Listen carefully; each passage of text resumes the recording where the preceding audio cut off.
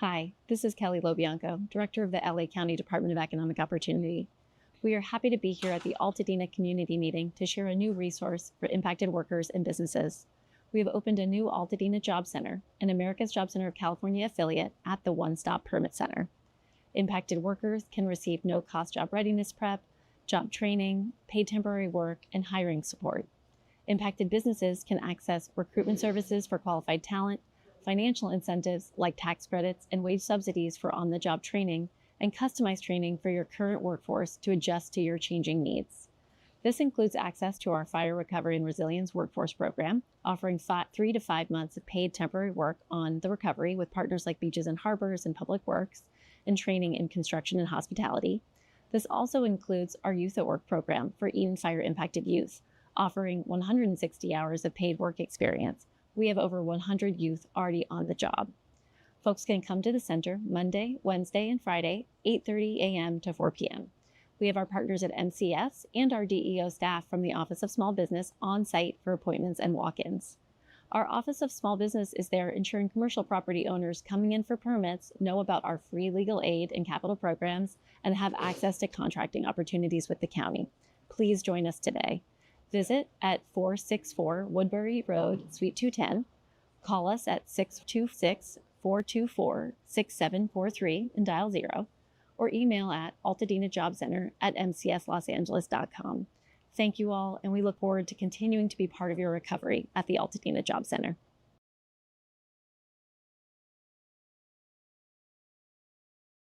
Good afternoon, and thank you for the opportunity to provide a permit progress update.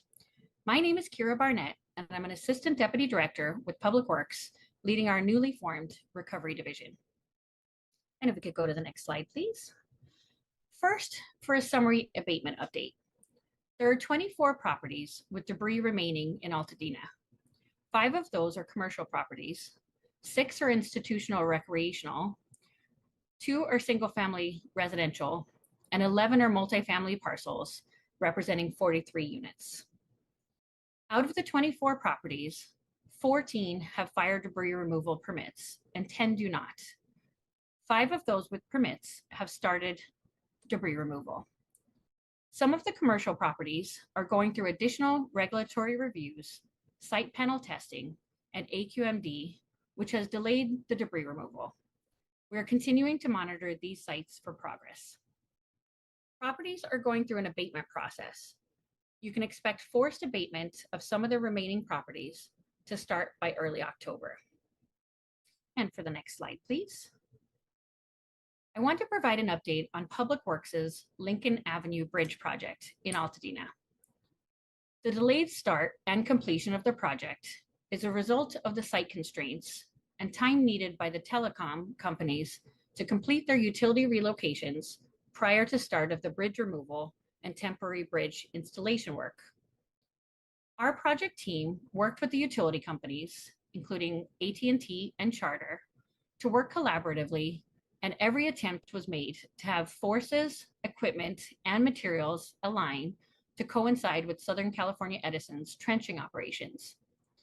Unfortunately, they were not able to meet SCE's schedule, so they had to come in after SCE's work was done and perform their work.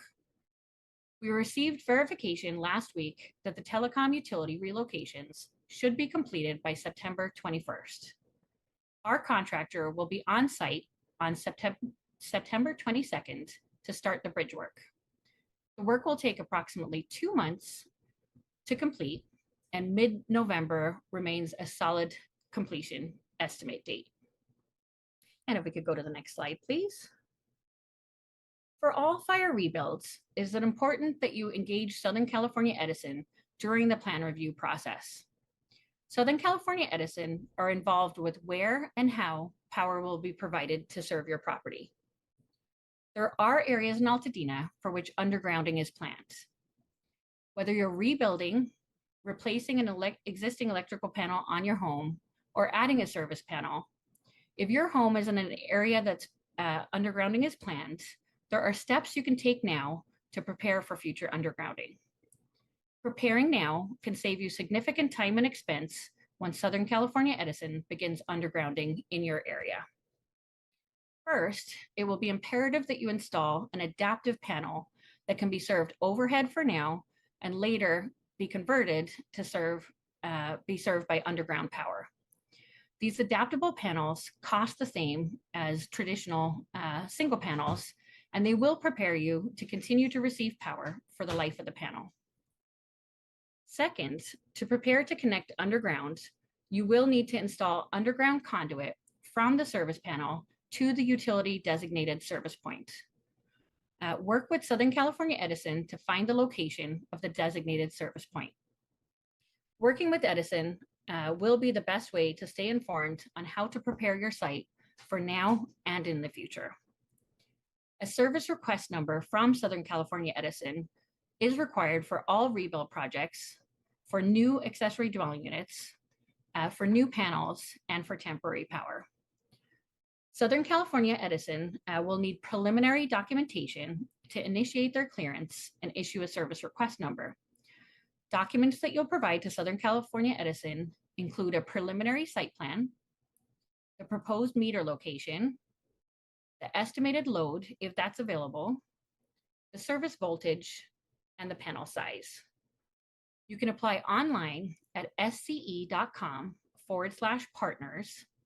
And should you need additional support, you can visit Southern California Edison representatives at the Altadena One-Stop Permit Center, or you can access resources through their disaster recovery portal at energize.edison.com/disaster-recovery.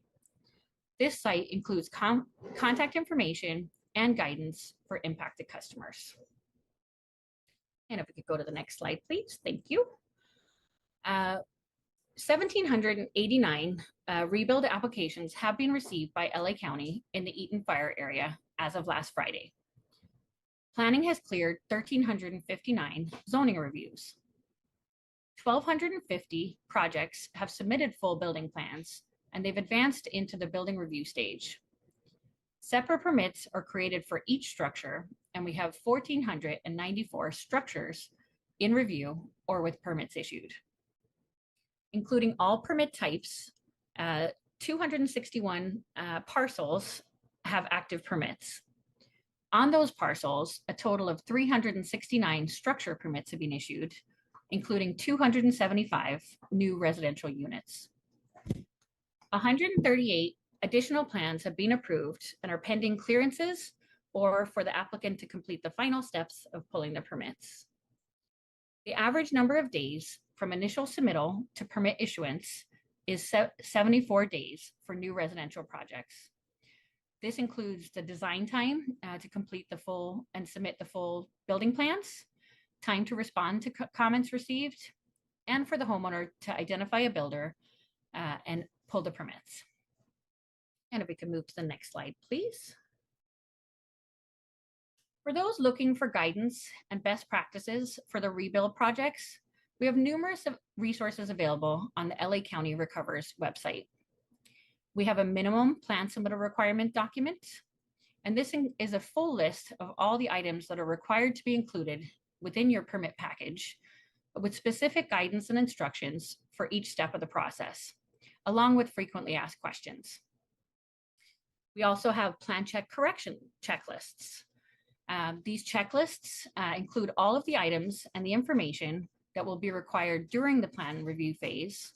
And these documents are used by LA County Plan Check staff to indicate any parts of your plan that are incomplete, missing, or need correction.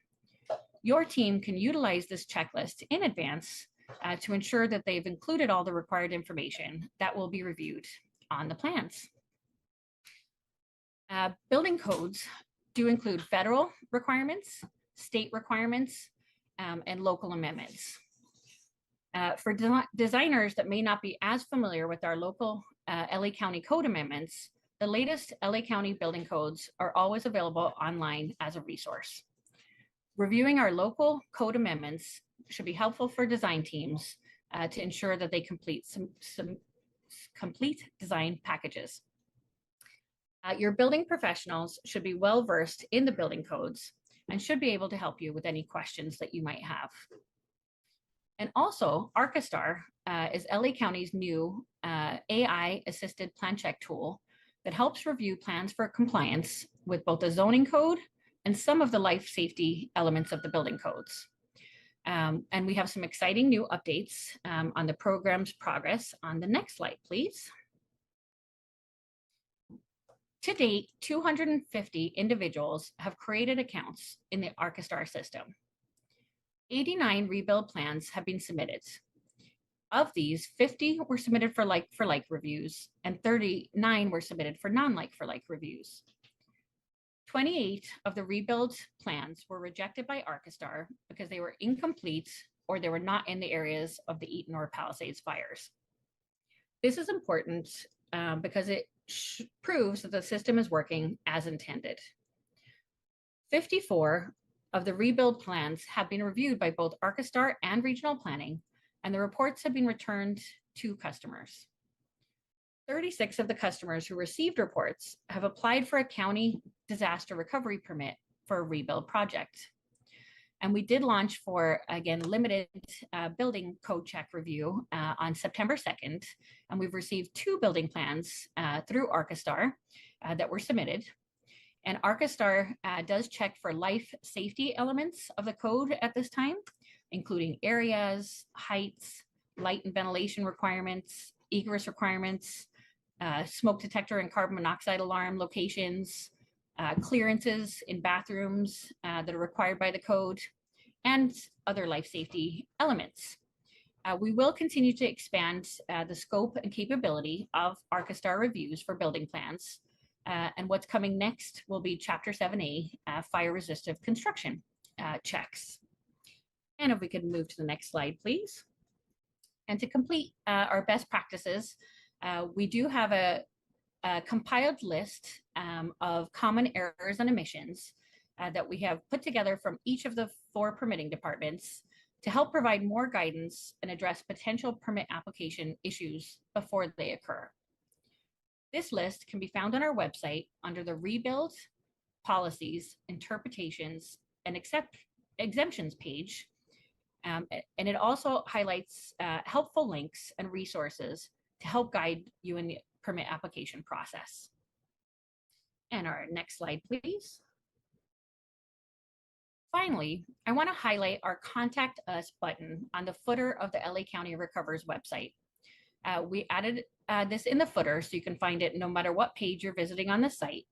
And this Contact Us list contains contact information for both the Altadena and Calabasas one-stop permit centers, along with the Unified Permit Authority leads, so that you can reach out to us to elevate any issues or concerns via phone or email. And if you can go to the last slide, please. This concludes my update for today, and thank you for your time.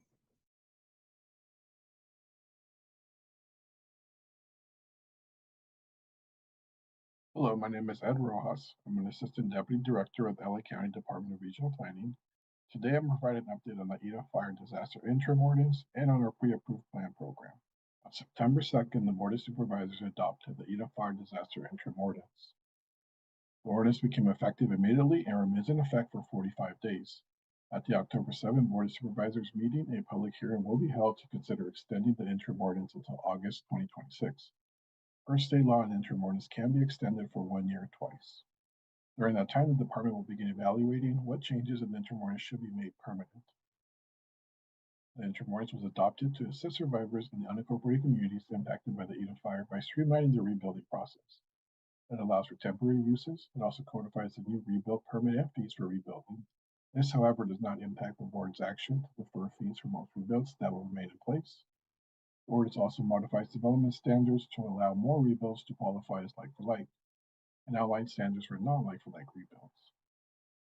Changes cover standards related to height, relocation, and expansion of structures. It also modifies parking requirements, including removing the covered parking requirements for residential rebuilds. It extends exemptions from O2 permits for certain non-like-for-like rebuilds that are not increasing pre-fire encroachments, and outlines front yard setback and walkway requirements. The ordinance also creates a new modification process for properties that need to further deviate from the current standards. Under the new modification process, there is no public hearing, so the director and zoning administrator considers the request. Decisions can be appealed. The process includes a notice of application when an application is received and a notice of action when a decision is made. Notices will be mailed to surrounding property owners, via email to those on the courtesy list, to local organizations, and posted on county websites. These changes are meant to be temporary to provide immediate relief to those impacted by the Eaton fire. To make any changes permanent, the department must follow the regular procedures to amend the county code. That includes community outreach and engagement to develop the ordinance, the release of a public draft for comment and review, and public hearings before the Regional Planning Commission and the Board of Supervisors. To view the interim ordinance in full, you can visit the LA County Recovery page. Under the Rebuilding tab, you will see an option for policies, interpretations, and exemptions. There you will find a link to the ordinance. Further down the page, you can also find a summary of the development standards. To view the public hearing material related to the October 7 hearing date, you can visit the website shown on the screen.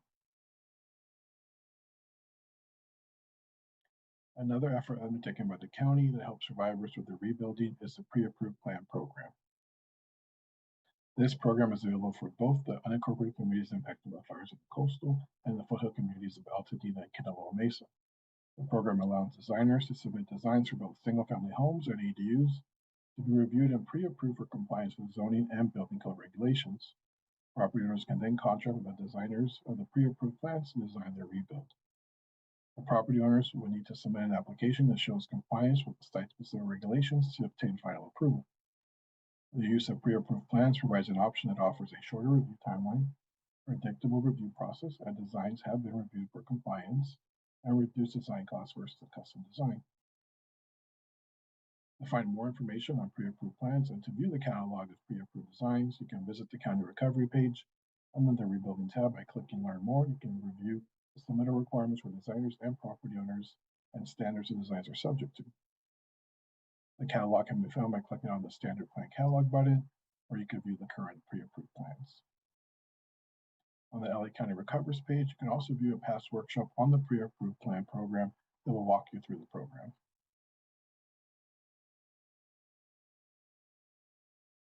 We also want to announce that on September 27th from 1 to 5, Walk Your Plans LA, a business that allows you to project plans at full scale to better understand the layout and feel of the design, has offered to host an open house to view the pre-approved plans currently in our catalog to help support the rebuild efforts of those impacted by the fires.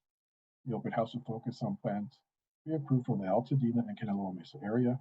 Representatives from the Foothill Catalog Foundation, Genesis Builders, and Super LA will be on hand to answer questions related to the use of their plans and walk you through their designs. County staff will also be there to answer questions related to the permitting process.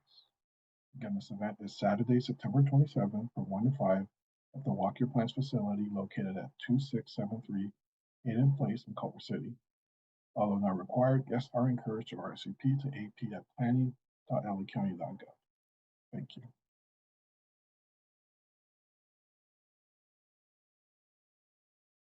Good afternoon. My name is Nicole Quick, and I am the Interim Chief Science Officer at the Los Angeles County Department of Public Health. Today, I want to give an update on final findings of soil testing in fire-impacted areas. On September 12th, the Los Angeles County Department of Public Health released final findings from representative soil sample testing in and around the Eaton and Palisade fire areas. Results confirmed a higher percentage of soil samples with lead levels above health-based screening thresholds from parcels with intact homes downwind of the Eaton fire. The final findings also confirmed localized chemical impacts to soil above health-based screening thresholds are present in the Palisades area, but there is no evidence of widespread contamination from fire-related chemicals. The county's soil sampling was conducted by Rue Associates between February 18th, 2025 and March 26, 2025. Rue conducted soil and ash sampling for levels of harmful substances that may be present after recent wildfires, such as heavy metals, PAH, and dioxins, on representative samples from various parcels in different areas and with different property conditions in and around the Eaton and Palisade fire regions. Soil samples were collected throughout a sampling grid of each fire area from destroyed and intact properties within the burn areas, as well as from properties just outside the burn areas. Results were compared to current California Department of Toxic Substances, or DTSC, residential screening level thresholds. The entire Eaton fire region consists of 70 sampling grids, with 23 of those sampling grids containing intact homes. Of the 23 sampling grids for parcels with intact homes, 10 had average grid concentrations greater than the DTSC residential screening level for lead of 80 milligrams per kilogram. The identification of high frequency of lead exceedances in soil samples from intact parcels downwind of the Eaton fire is consistent with reports of elevated lead in air samples collected in the days immediately following the fire. The source of lead in the fire is reasonably expected to be from the burning of homes with lead-based paint, which was common prior to 1979. The University of Southern California Lusk Center for Real Estate reported that more than 70% of houses within the Eaton fire region were built before 1979. The average grid concentration for lead from the representative sampling of intact homes within the 10 grids that exceeded the residential screening level ranged from 80.2 milligrams per kilogram to 167 milligrams per kilogram. However, because there are many potential sources of lead in soil in the Los Angeles area, additional assessments may help understand how much of the lead found in samples came from the 2025 wildfire versus other sources. The results for the Palisade Fire region did not identify any large-scale fire-related soil impacts, including for lead. Within the Palisades Fire region, testing identified 2 isolated areas where there are sample exceedances above applicable soil screening level thresholds. The source of these impacts and whether they are fire-related is unknown at this time, but these are not consistent with community-wide impacts from fire-related smoke plumes. Sampling results from parcels with destroyed structures from both fire areas after the United States Army Corps of Engineers soil debris removal showed a significant reduction in the potential health risk where soil removal occurred. Nonetheless, results show that these parcels can still have areas where the concentration of chemicals in soil exceed residential screening levels, both in areas where soil removal did not occur and in areas where soils were removed. Some of these observed soil impacts may be unrelated to fire-related smoke and ash. Soil handling and management during rebuilding should consider how to best manage surface soils to prevent exposure to impacted soils during construction, as well as in final landscaping, design, and installation. This assessment provides a representative analysis of the soil in and around the fire regions for different parcel conditions impacted by the fires. Individual parcels may have unique factors that result in differences compared to these representative samples. The reported results are not intended to imply cleanup or specific remediation is necessary. Rather, the results are intended to provide public health data to help identify areas that may potentially present a health risk and may require additional evaluation. Those with concerns about their specific property may want to test their soil and/or consult an environmental professional about evaluating their property. In all areas with ongoing fire debris, residents are reminded to take precautions to not inhale, ingest, or come in contact with ash, soot, and/or fire debris by using appropriate personal protective equipment. Additionally, community members are encouraged to take appropriate precautions if your home is in one of the areas where soil screening thresholds have been exceeded. Residents can refer to public health's frequently asked questions for best practices to minimize exposure to these potential hazards. The full report is available on our website at publichealth.lacounty.gov/media/wildfire. Thank you for your time and engagement this afternoon.